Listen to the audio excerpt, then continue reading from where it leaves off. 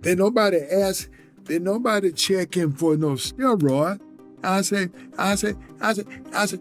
he had quick hands, he would hit. I said, why y'all ain't checking for steroid? He ain't checking steroid. And then... You think he was on steroids? Of course he was on steroid. What we don't talk about is, Canelo. Steroids. One way responsible for the performance-enhancing drugs that are being used by fighters that fought in his gym. Specifically, off the top of my head, you have Canelo Alvarez. Canelo Alvarez had popped for clenbuterol. Boxing legend Evander Holyfield has stirred controversy by suggesting that Canelo Alvarez may be using performance-enhancing drugs, PEDs. With tensions already high ahead of the Canelo versus Crawford showdown, Holyfield's comments have sparked widespread debate and speculation throughout the boxing world. Greatest Mexican boxing fights of all time, in my opinion. Yeah. So I feel like I'm 100% confident in myself. If Canelo was 100% confident in himself, I don't know why he wouldn't fight me. Especially since, seeing that everybody in his team is on steroids, which means including him, so he never got off You the think steroids. he's on steroids? Of course. How does five? You saw De La Hoya How do five people out of your camp get tested positive for steroids? Right. You know what I mean? All those fucking dudes in that camp are dirty. While Holyfield hasn't directly accused Canelo of steroid use, he has been a vocal advocate for stricter penalties against fighters who test positive for banned substances. Following Canelo's 2018 positive test for clenbuterol, Holyfield stated that athletes caught doping should serve jail time, even suggesting a 30-day sentence for such offenses. Alvarez failed a drug test before his big Triple G fight in May, and he's blaming Mexican cows. All right, here's the deal. 2 months until the rematch with Gennady Golovkin on May 5th is going to be the big fight, and he's been taking drug tests leading up to the fight, standard operating procedure. This time he popped for a substance called clenbuterol, which is a banned substance. As a matter of fact, it helps you cut weight. A lot of people use it illegally to cut weight while maintaining muscle mass. He is saying he did not cheat. He's not a cheater. I did not intentionally take clenbuterol. Problem is, I've been training in Mexico and eating contaminated cow beef. That's what he's saying. There's a problem apparently in Mexico where some of the cattle are being injected with clenbuterol, which helps cows. It's illegal in the United States, but some places outside the United States, even some places in the United States, will use clenbuterol to grow bigger cows, to up the protein content in the meat. And he's saying that what he had was contaminated meat, because his training center is in Mexico and there's a problem with Mexican meat down there. He even issued a statement saying, quote, "I'm an athlete who respects the sport, and this surprises me and bothers me because it had never happened to me. I will submit to all the tests that require me to clarify this embarrassing situation, and I trust in the end the truth will prevail." So far, the fight with Gennady Golovkin is still on. He's still dead set on making that fight. Floyd Mayweather has also weighed in, criticizing what he sees as a double standard in the boxing community regarding PED use, especially in Canelo's case. Mayweather argues that while some fighters are heavily scrutinized, others, like Canelo, get a pass due to their popularity and commercial value. He stressed that PED use is not only unethical and dangerous, but also severely damages the sport's credibility. But what we don't talk about is, Canelo.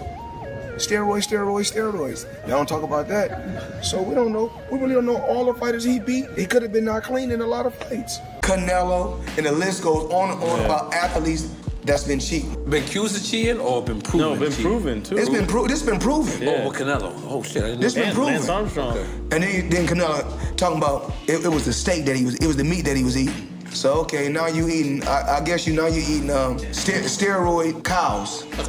Man, these boys kill me. Recently, David Benavidez accused both Canelo Alvarez and his entire team of steroid use. He questioned why Canelo would avoid a fight with him if he were truly confident, especially given the number of positive drug tests associated with Canelo's camp. Benavidez's remarks have further fueled their ongoing rivalry, claiming that Canelo's team is dirty due to repeated PED violations. When the greatest Canelo came out, the one that you guys seen that fought Triple G the first time, bro, dude popped dirty for clenbuterol, bro. Why do you think the second fight didn't happen? So, for me, seeing that was the best Canelo I've ever seen. But that was Canelo off of steroids. Everybody else that he fought Amir Khan, he fought Daniel Jacobs, he fought, what the f is his name, Billy Joe Saunders, Caleb Plant. These guys are all weak, bro. So for me, that's why I feel like I see Canelo Alvarez and I see like, he's not as good as everybody thinks. Because the best one that fought Golovkin that first time was off clenbuterol. That was the best Canelo I've ever seen, and that's why he looked so good, because he was off clenbuterol. So with the Canelo, he even got suspended for like 7 months. So it's guaranteed he was guaranteed off he took it. He said that he ate meat that was tainted in Mexico. Now let me ask you that question. I've talked to people. They said for him to test positive off a piece of meat, he would have had to eat the whole. Eddie Reynoso's gym, home to Canelo, has come under fire following multiple doping allegations involving fighters under Reynoso's guidance. Critics point to the growing number of athletes from his camp who have tested positive for banned substances, raising serious concerns about the training environment and lack of oversight. As Canelo gears up for the Crawford fight, fans and analysts are closely observing his rapid physical transformation. Addressed serious accusations about his gym. And the accusations are that people, or at least the implications are, that he is the one that is providing performance-enhancing drugs or is in some way responsible for the performance-enhancing drugs that are being used by fighters that fought in his gym. Specifically, off the top of my head, you have Canelo Alvarez. Canelo Alvarez had popped for clenbuterol 2 times. For Fahim Satur, I'll say that he did it 2 times, even though I think it was for the same fight. But Canelo Alvarez popped dirty for clenbuterol 2 times. You have Luis Nery, who had tested positive, but I think Luis Nery tested positive before he was with Eddie Reynoso. Then you have Ryan Garcia, who popped dirty after he left Eddie Reynoso and went over to Derek James. And then you have Oscar Valdez. Oscar Valdez popped dirty while he was with Eddie Reynoso, but at the time he was still allowed to fight. You also clearly see that you have an issue with the fight that's coming up with Canelo Alvarez and Terrence Crawford, in that you have one guy that tested positive and you have another guy that looks like he's using in order to get up and continue to climb up weight classes. You know, at a certain point in time, and this is something that Rolly Romero has said, certain point in time, your body just doesn't do that. At a certain point in time, your body just doesn't do it. I'm 6'2", 200, and should weigh about 210. Closer to 250, but I should weigh about 210. I'm not going to get up. If I was 210 now at 50 years old. Many boxing experts have pointed out that gaining significant muscle mass naturally in one's 30s is highly difficult. Canelo's noticeably bulkier physique has led some to question the authenticity of his gains. These concerns are magnified by the history of doping controversies linked to Reynoso's training camp, where several fighters have tested positive over the years. Muscle as if I'm juicing. If for a 30-year-old, right, you remember, your body grows, men's body can grow in height and length up until to the extreme in your 20s. By the time you're 20, your height and all that stuff is there, right? Your height and your length. In your mid-20s, you know, by the time you're 29, your musculature is pretty much there. It gets harder to gain and put on muscle after 30. On a recent episode of the Joe Rogan Experience, Joe Rogan revisited Canelo's past failed clenbuterol test and discussed the ongoing speculation about his physique and performance. He emphasized the need for transparency in the sport and the importance of maintaining integrity. With Canelo preparing for Crawford, this conversation only added more fuel to the fire. Many boxing fans, aware of Canelo's doping history, see the new allegations as an extension of past behavior. What up, everybody? It's your boy MC from MCTV. I wouldn't be surprised if Canelo Alvarez is on steroids right now as we speak and is going to be fully juiced with something that hasn't even hit the market yet. Think about it. He's pretty much a billionaire. He has access to everything. Evander Holyfield also praised Terrence Crawford for his elite boxing skills, highlighting his switch-hitting ability, power, and unpredictable footwork. Holyfield compared Crawford's adaptability in the ring to the adaptability required in life, noting that it forces opponents to constantly adjust and react. He emphasized that Crawford's style makes him an exceptionally dangerous and versatile challenger. Going left-handed and right-handed, how do you deal with someone like that? Well, I don't know. There's nobody switch up on me a lot. But, so it's hard for me to say. But I I know life is about adjustment. You have to make adjustment. To be successful, adjustment is always going to be the difference between how far you go. And this is the last one because I just thought of something. Obviously, Fury Usyk, a lot of people are talking about for undisputed. You know, you were a smaller guy, and you almost beat. A lot of people thought you beat Nikolai Valuev, who's even taller. Even taller than Tyson Fury. How does a small guy Usyk defeat a tall guy like Tyson Fury? Crawford's longtime trainer, Brian Bomac McIntyre, has expressed full confidence in their game plan. He acknowledged Canelo's strength and experience, but stressed that their preparation has been thorough. According to McIntyre, Crawford's tactical mind and versatile style will be the keys to navigating the challenges of facing a naturally bigger opponent. I'm really confident that he's going to get the victory. Second of all, I'm just happy for him and the team, so you know the world can see once again why he considered the best pound-for-pound fighter in the world. There was many a time where he was maybe struggling to get certain fights, and then he had to almost kick that door down. Is it nice to see him sort of getting the fruits of his labour now and getting that generational wealth off the back of what is, obviously it's a hard career boxing, you don't get given anything. Definitely that. Definitely good to see him get, like you say, fruits of his wealth. Get me fights that, again, will show the world why he's the best fighter in the world.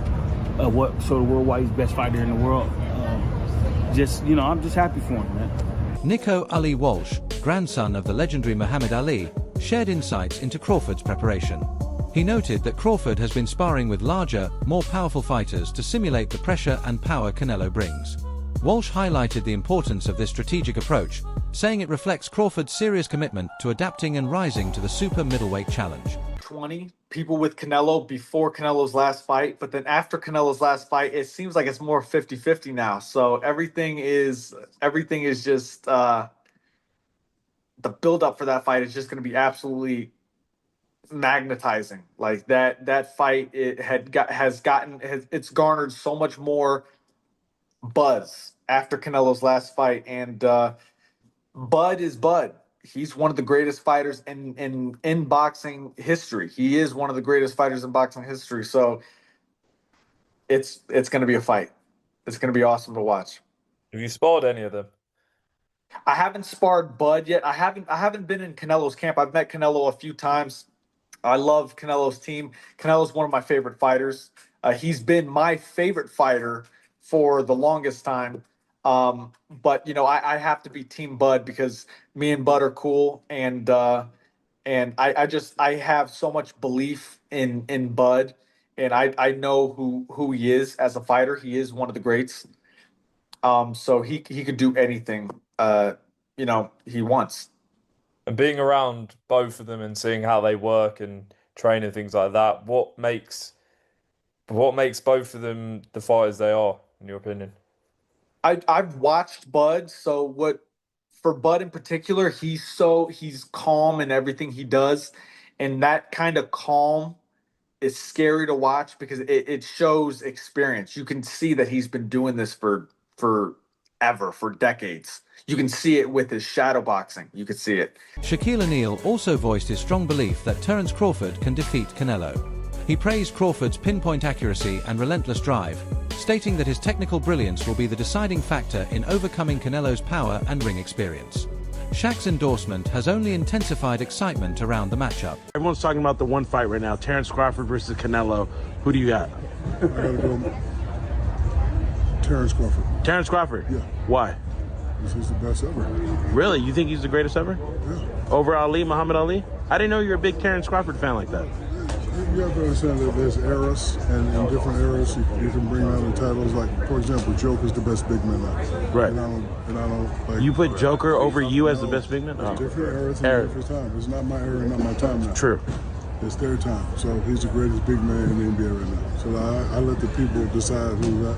But right now, Terence Crawford is the best. So and Floyd, because Floyd has never lost. So how does Terence beat Canelo? Decision? He's or gonna knock him out. He's going to knock Canelo out? Yes, man. So they're going to have the fight at the Vegas Stadium, Raider Stadium. You're going to be there? I heard it was off.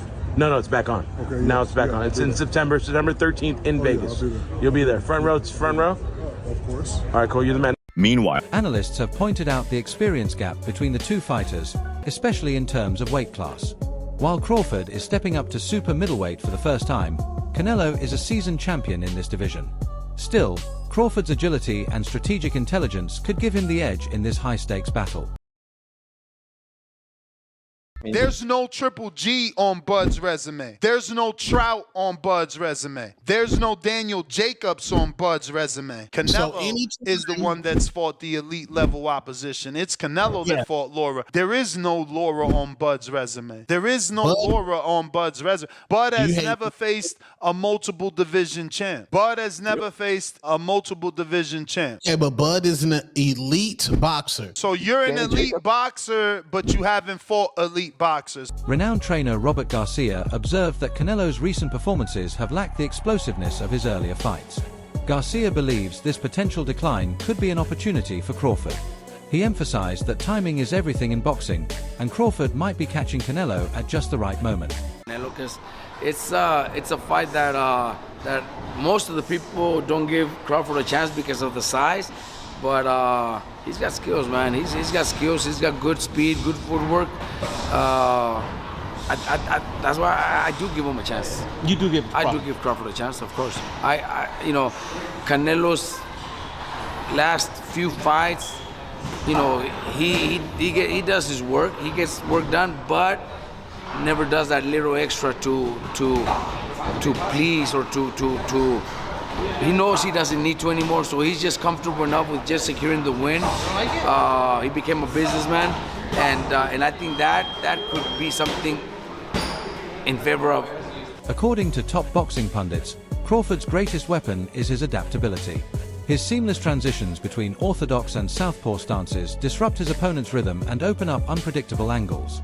Against Canelo, Crawford's ability to adjust in real time will be critical. This bout is shaping up to be a Crawford, on the other hand, he has been walking down his fighters, and people don't see that but me. For some reason, when I had that tape, people were screaming cat. And it's like David Evander, Errol Spence, Sean Porter, Gamboa, a Mean Machine. Even against Madrimov, the way he won the fight was by fighting. It wasn't Floyd Mayweather sticking. This guy has been too athletically gifted, and I mean explosive, hard punching, and too strong for his ops. When he's in orthodox, he boxes more. When he switches, he becomes a puncher. And now he's coming out southpaw. He ends you. He is not, you gotta watch him fight. He does do athletic things where his hands and his feet work together, and he catches you for sure. But what he mostly do is he punishes and he bullies his op, because he walks you down and whips your ass. He's an ass whip. Tactical chess match, where skill and intelligence may prevail over size and experience.